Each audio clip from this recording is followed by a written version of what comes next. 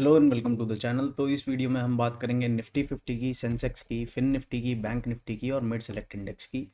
तो first index जो हम डिस्कस करने वाले हैं वो है निफ्टी 50। ये डेली टाइम फ्रेम का चार्ट है और आज की कैंडल आप देख पा रहे होगे तो एक डोजी कैंडल फॉर्मेशन हुई है। दोनों तरफ बड़ी विक है और जो कैंडल बॉडी है वो काफ़ी छोटी बनी है और नेगेटिव कैंडल ही है, रेड नहीं है, मतलब ग्रीन कैंडल नहीं है, रेड कैंडल फॉर्मेशन ही हुई है। जहाँ प्राइस ओपन हुआ था उसके नीचे ही आके आज के दिन में क्लोजिंग हमें मिली है। अब आज का इंट्राडे सेशन समझते हैं और पिछले दो सेशन समझते हैं कि इस हफ्ते की शुरुआत में क्या हुआ था और अभी हम कहाँ पहुँच चुके हैं। तो मंडे को हमें एक गैप अप ओपनिंग मिली थी और मंडे की जो क्लोजिंग हुई थी, मंडे की क्लोजिंग वॉज समवेयर अराउंड 26,175। तो ये वाला लेवल इंटैक्ट था। ट्यूसडे के सेशन में क्या हुआ, गैप डाउन ओपनिंग मिली और फर्स्ट कैंडल ऑनवर्ड्स ही एक नेगेटिव सेंटीमेंट था। बट जो क्लोजिंग हमें मिली, क्लोजिंग हमें कहीं ना कहीं मिली 26,050 का जो एरिया था, जो 26,050 का एक सपोर्ट जोन था। आफ्टर 175 के बाद हमारे पास 26,050 का एक सपोर्ट जोन था, वहाँ पर क्लोजिंग मिली कल की। आज के सेशन में क्या होता है, फर्स्ट कैंडल ऑनवर्ड्स ही काफ़ी बड़ा रिजेक्शन देखने को मिलता है और 26,050 का जो एक सपोर्ट जोन था वो एक रेजिस्टेंस की तरह एक्ट करता है। इंट्राडे बेसिस पे जो लो लगता है वो लगता है 25,891 रुपये का। तो 25,891 का लो लगता है और जो क्लोजिंग हमें मिलती है वो कहीं ना कहीं जाके मिली है 25,986 के ऊपर।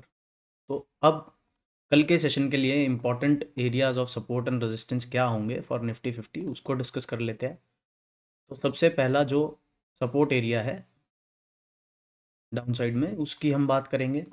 आज के सेशन का जो लो है विच इज़ अराउंड 25,890, ये कल के दिन में एक अच्छा सपोर्ट जोन रहेगा। इसके नीचे अगर निफ्टी 50 निकलता है तो next area of support is 25,800 और 800 के नीचे अगर जाने लगेगा तो डाउन साइड में काफ़ी बड़े टारगेट्स हैं। अप साइड की अगर बात करें तो फर्स्ट जो लॉजिकल रेजिस्टेंस है that is the round number of 26,000। 26,000 के ऊपर जो नेक्स्ट रेजिस्टेंस जो आज के सेशन के लिए भी रही रेजिस्टेंस 26,070, 26,050 से लेके 70 का जो एरिया है वो एक रेजिस्टेंस एरिया रहेगा। और अप साइड की बातें हम तभी कर सकते हैं निफ्टी 50 के अंदर जब एटलीस्ट ये 26,150 को रिकैप्चर करेगा और कोई डेली क्लोजिंग हमें मिलती है 150 के ऊपर। तो कल के दिन के लिए जो इम्पोर्टेंट एरियाज हैं, first area to defend is 25,900, फिर 890। 890 के नीचे अगर निकलती है मार्केट और पुल बैक लेने के बाद अगर लो ब्रेक करती है तो हमें डाउन साइड में अप टू 800 तक के लेवल्स, 800 से लेके 25,772 तक के लेवल्स हमें डाउन साइड में देखने को मिल सकते हैं। अप साइड की बातें हम तभी करेंगे जब एटलीस्ट 26,000 से लेके और 26,050 का जो एरिया है उसके ऊपर क्लोजिंग हमें मिलेगी ऑन 1 आवर टाइम फ्रेम। उसके बाद ही हम अपसाइड की बात करेंगे। जब तक ऐसा नहीं हो रहा है, जब तक इस नंबर को रिकैप्चर नहीं कर पा रहा है निफ्टी, तब तक के लिए इसमें सेल ऑन राइज की स्ट्रेटजी काम करेगी। नेक्स्ट इंडेक्स देख लेते हैं, सेंसेक्स। सेम प्राइस एक्शन है, मंडे को गैप अप, क्लोजिंग कहीं ना कहीं इंपॉर्टेंट सपोर्ट एरिया के आसपास 85,700 के आसपास। Next day gap down opening और जो क्लोजिंग मिलती है कहीं ना कहीं 85,000 का जो एक राउंड नंबर था, 85,200 का जो हमने सपोर्ट डिस्कस किया हुआ है पिछली वीडियोस में, वहाँ क्लोजिंग मिलती है। आज के दिन में 85,200 का जो एक सपोर्ट था, after the support breaks down, support becomes a resistance. और ये चीज़ आज मार्केट ने काफ़ी अच्छे से प्रूव करी है। जो लो लगा है 84,763, 763 का लो लगा है। अब डाउन साइड में कल के लिए इंपॉर्टेंट लेवल्स क्या हैं, कल के लिए जो मेजर एरिया ऑफ सपोर्ट रहेगा वो आज का लो रहेगा। कल के सेशन में अगर किसी कारण से 84,000 और 750 डाउन साइड में ब्रेक होता है तो 84,440 is the next support area and 84,300 is the next support area. Upside की बात करें तो एटलीस्ट 85,000 एंड 360,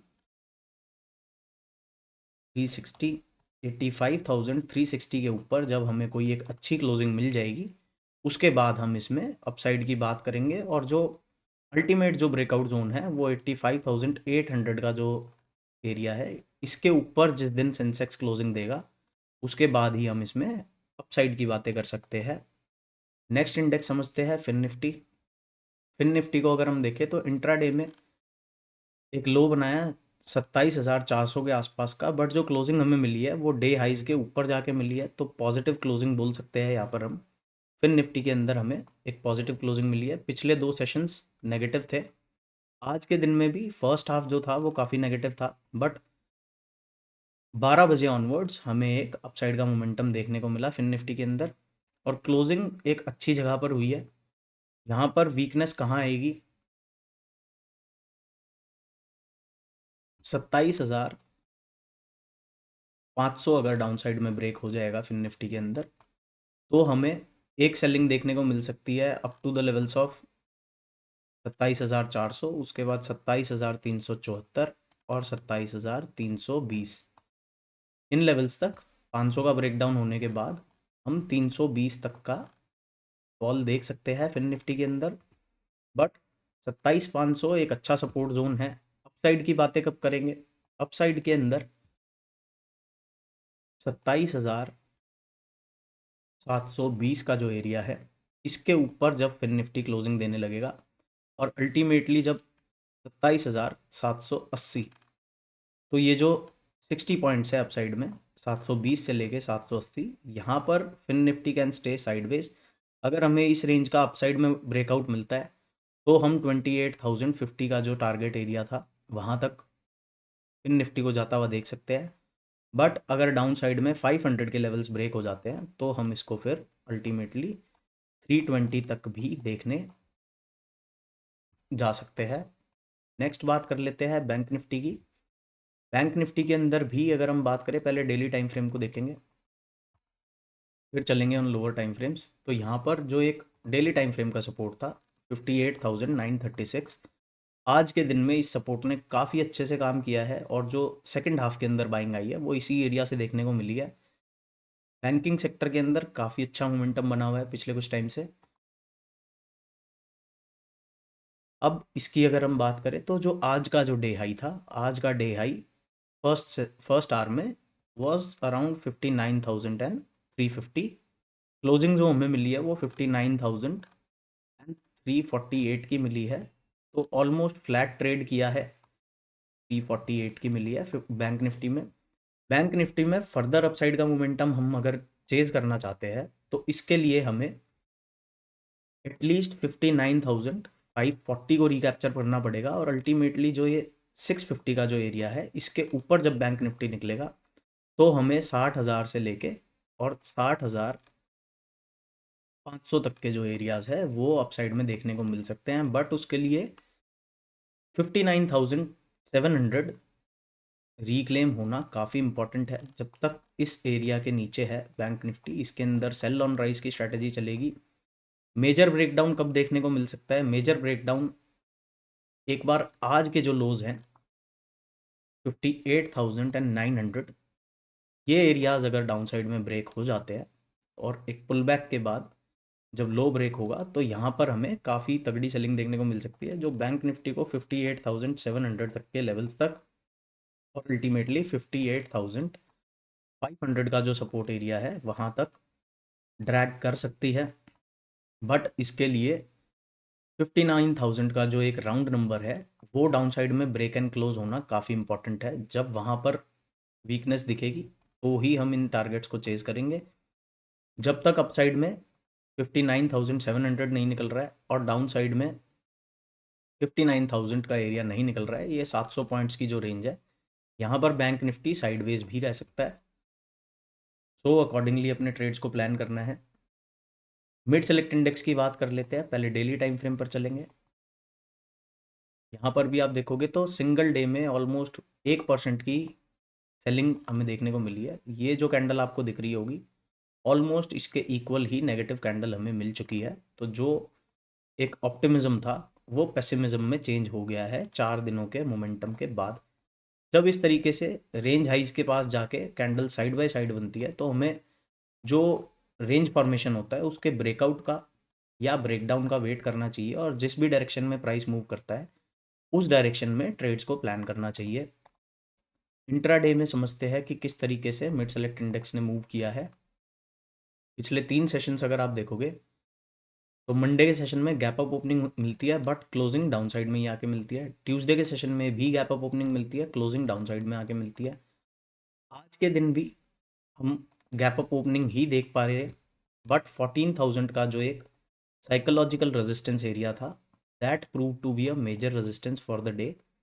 और डाउन साइड में जो हमारे पास 13,900 का एक सपोर्ट जोन था उसको आज मिड सेलेक्ट इंडेक्स ने काफ़ी तरीके से तोड़ा है और ब्रेक करके डाउन साइड में ही कहीं ना कहीं क्लोजिंग मिली है। 13,844 की हमें आज की क्लोजिंग मिली है। तो जब तक 13,900 दोबारा रिकैप्चर नहीं होगा मिड सेलेक्ट इंडेक्स के अंदर सेल ऑन राइज की स्ट्रैटेजी चलेगी। हर राइज में इसको सेल करना ही सही रहेगा। एक बार ही 13,900 के ऊपर क्लोजिंग देना स्टार्ट करेगा उसके बाद हम इसमें अपसाइड की बातें कर सकते हैं। और बड़ा मोमेंटम अगर हमें अपसाइड में चाहिए तो उसके लिए हमें 14,050 का जो एक एरिया है उसको निकालना पड़ेगा। बट अपसाइड का जो बायस हम डेवलप करेंगे वो 13,900 के ऊपर आने के बाद ही भी कर सकते हैं। बट ब्रेकआउट अपसाइड में अगर हमें चाहिए तो 14,050 के एरियाज़ को ब्रेक करना पड़ेगा और वहाँ पर क्लोजिंग देनी पड़ेगी, प्राइस को सस्टेन करना पड़ेगा, उसके बाद ही अपसाइड में जाएगा।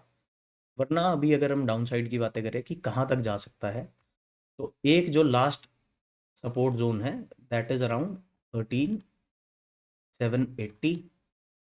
उसके बाद अगर हम देखें